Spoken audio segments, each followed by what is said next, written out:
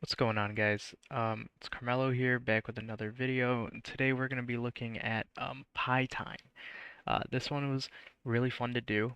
It's binary exploitation, so we're going to get a little more technical than we usually do.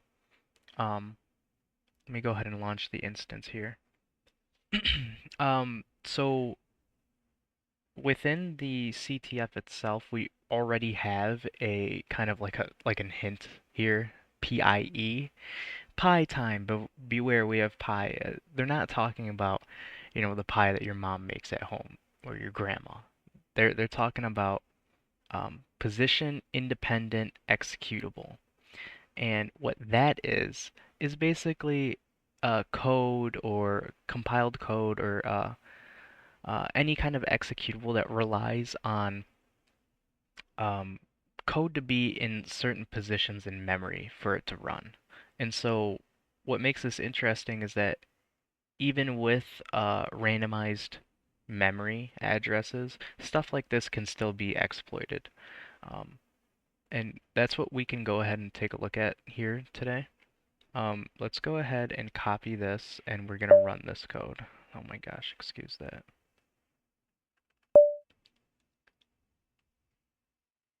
So here, we're going to connect to the little server here. And it says our main address, we're given a memory address, and then it says enter the address to jump to. Pretty interesting.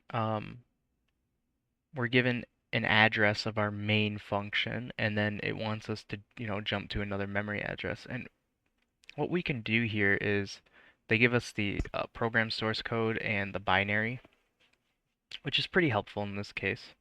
We can see here that there's a win function when looking at this. This is C code, by the way. Looking at this C code, we can see that there's a win function, and oh, you won, and it will open up the flag file and print out the file. And then we're given the main function, and we can see from the main function here that it's asking us to, well, it's giving us this. This is the main function here. So what can we do? Well, within most Linux distros, there's a C compiler and a C debugger. The debugger that we're going to use here, we're going to use it on the binary. What we can do here is called GDB, and then we'll just type in the binary. And now we're inside of the debugger. It might not look like it, but it's ready to take commands here. I'm just going to be pretty straightforward with this. We're just going to go in and we're going to look at the main function here. So we're going to do disassemble main. So here we have our main function. What's important to look at here is this 33D. This is usually the start of your main functions, or not usually the start, but in this case, when we uh, disassemble the main function, when we see this end BR64, this is assembly. When we see this, this is usually the start of the function. And what makes this interesting is that if we take this, right, so we'll keep this later. We'll copy this, and let's just, we'll put it here for now inside the flag, just so we have it somewhere sitting. Um, Next thing you want to do here is we'll go ahead and quit this, and then we'll disassemble the win function. Now take a look at where the win function starts. It starts at 12A7. Now what's important about this is that since this is position independent code, we can actually go ahead and just use a hex calculator, and we can see where um like how many what's the word? How many bytes in memory? How many bytes are they apart? And so we can go ahead and just type these numbers into the calculator. So we'll go ahead and take the first number. And I mean, you don't have to put all the zeros. You can just put the last four.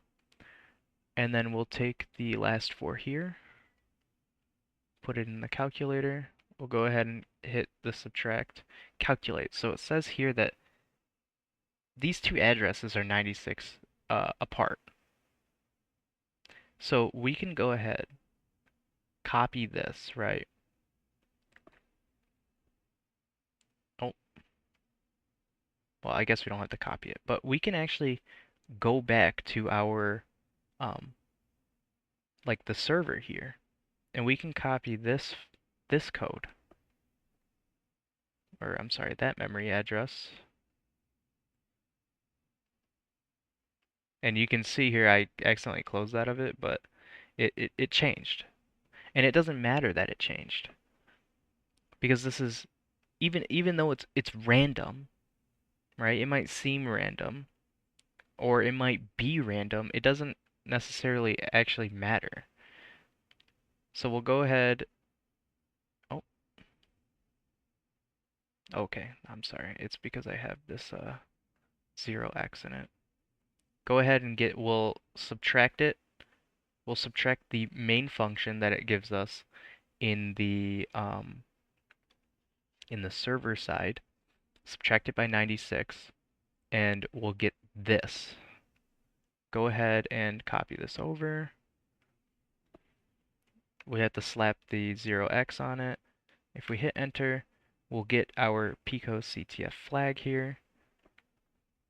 And if we go back to here, input this, and submit it, it says you solved this challenge.